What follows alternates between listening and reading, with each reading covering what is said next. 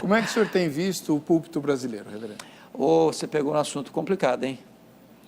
Eu acho que nós vivemos uma das grandes crises no Brasil, a igreja evangélica brasileira, com os púlpitos. Rasos, muitos rasos, outros que perderam a sua finalidade de transmitir com fidelidade a palavra de Deus. A maior necessidade da igreja evangélica brasileira é de uma restauração dos púlpitos, é de que os púlpitos voltem para as Escrituras, é que os púlpitos voltem a afirmar, assim diz o Senhor. Nós precisamos de um reavivamento nos púlpitos. Por quê? Porque se o púlpito não está aliançado com a fidelidade à palavra de Deus, quanto mais se prega, pior fica. Pior fica. E infelizmente hoje há muitos púlpitos que torcem a palavra de Deus. Preocupantemente, às vezes até conscientemente, para alcançar determinadas, ou atingir determinados interesses pessoais ou vantagens pessoais. Então a palavra de Deus não pode ser torcida para atender à minha vontade.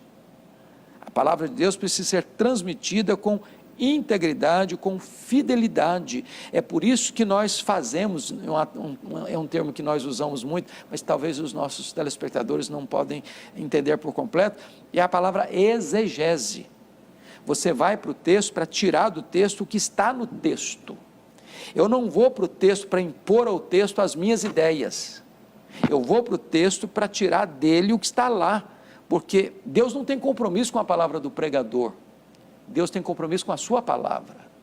O que tem a promessa de não voltar vazia não é a palavra do pregador, é a própria palavra de Deus. Quando o pregador não prega a palavra de Deus, ele se torna um falso profeta, porque promete em nome de Deus o que Deus não está prometendo, proíbe em nome de Deus o que Deus não está proibindo. Então é gravíssimo. A sua pergunta para mim é soleníssima.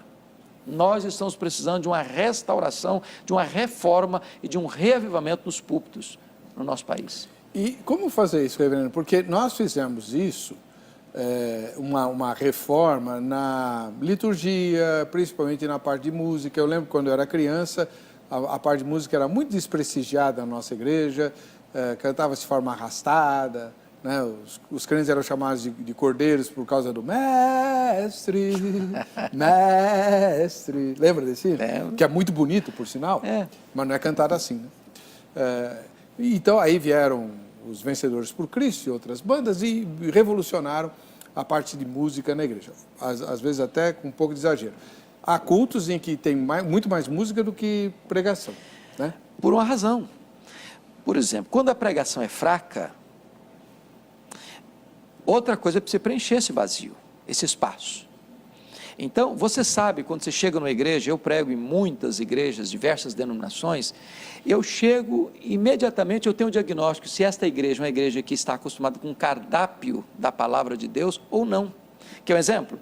Você chega, abre o texto para pregar, e leia o texto, terminou de ler, o povo faz isso aqui, ó. Você pode saber que essa igreja não está acostumada com Bíblia. Ela não vai, ela não tem expectativa de que o pregador vai pegar aquele texto que leu e vai expor aquele texto, porque tem pregador que lê o texto, vai embora o texto, nunca mais volta para o texto.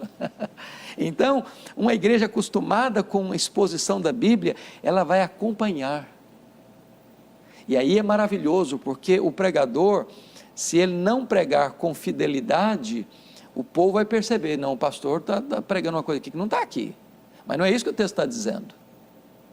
Então nós precisamos ensinar o nosso povo a amar a palavra de Deus, expondo a palavra de Deus, para que quando terminar o sermão, o povo não esteja, que pregador fantástico. Não, a questão não é essa, que texto maravilhoso, que verdade gloriosa, que Deus sublime. Então não vai se encantar com o pregador, vai se encantar com a pregação. Amém, glória a Deus.